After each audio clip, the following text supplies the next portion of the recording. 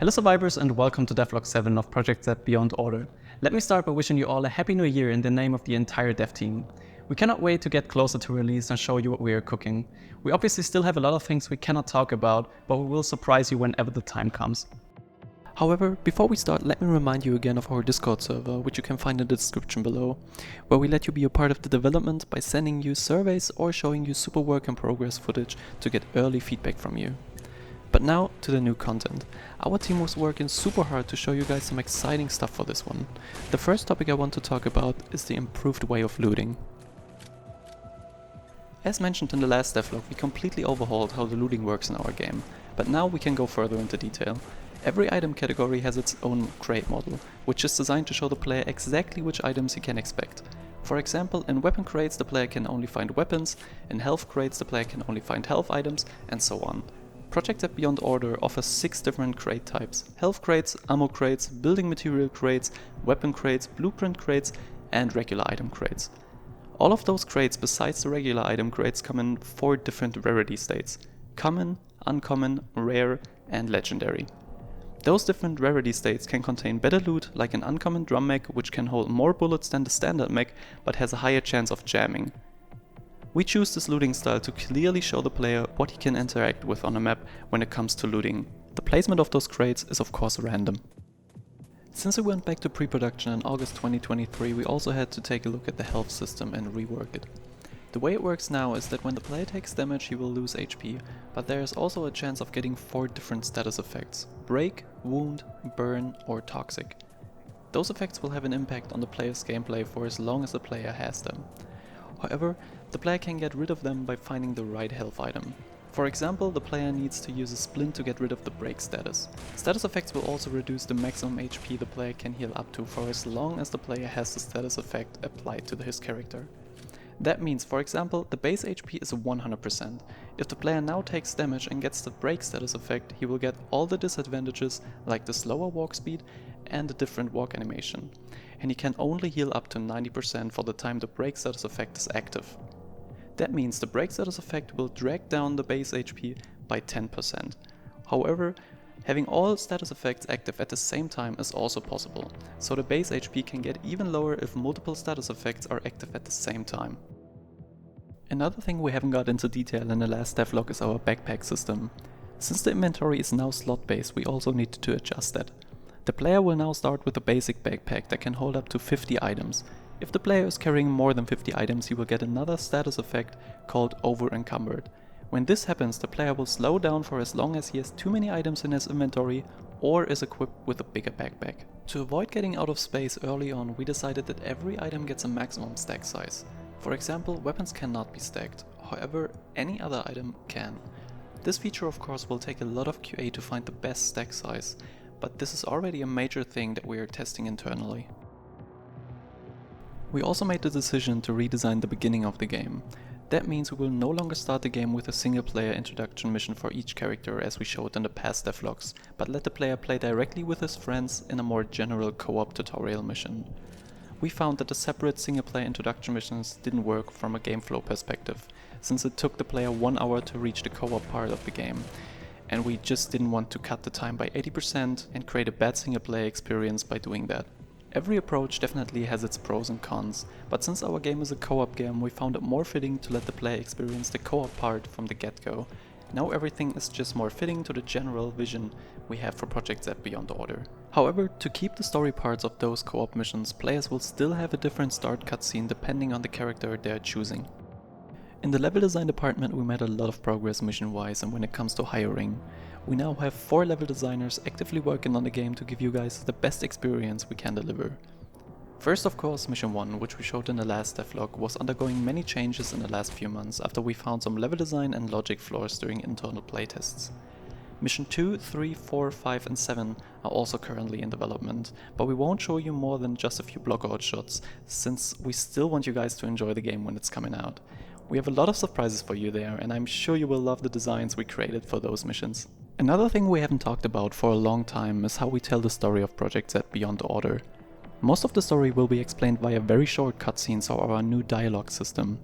The dialogue system is almost everywhere in the game when you talk to NPCs, if you go to a shop or if you want to go into the next mission. The player can always interact with the NPCs in the hideout and have a little chat with them. This is possible due to the fact that our NPCs are created with the character creator 4, since it would be impossible to us to create hundreds of NPCs by an artist. However, character creator 4 allows us to use their facial tools to create beautiful facial animations, which are definitely good enough to use in production.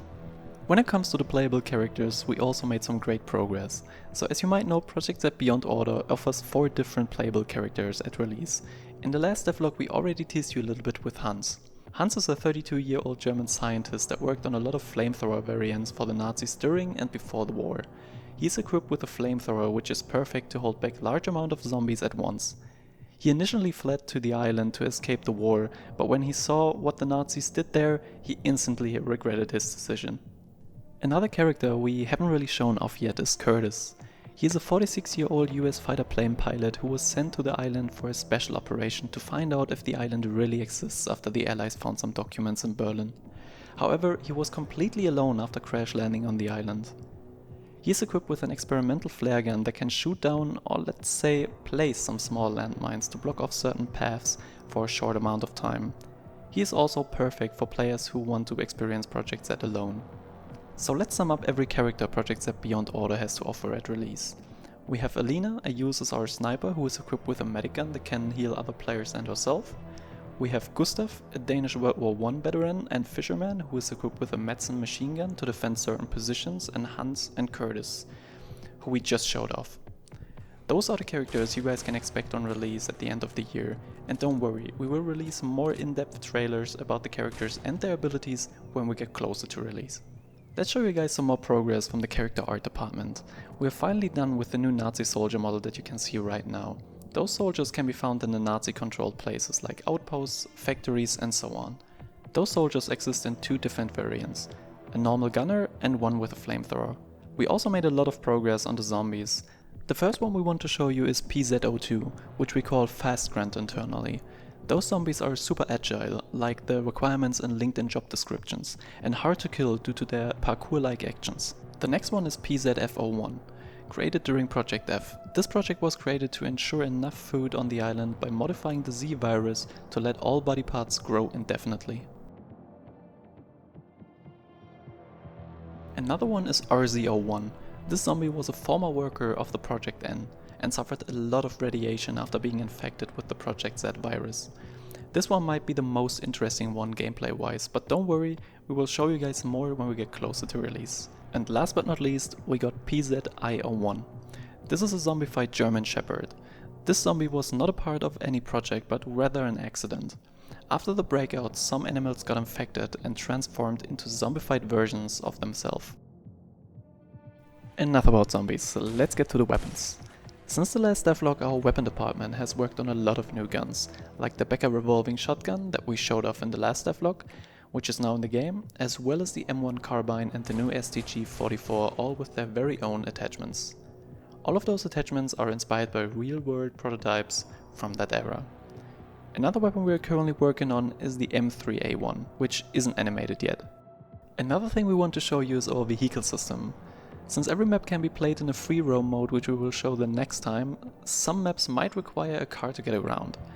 But I want to point out that Projekt Z Beyond Order is not an open world game and that those cars cannot be used on every mission.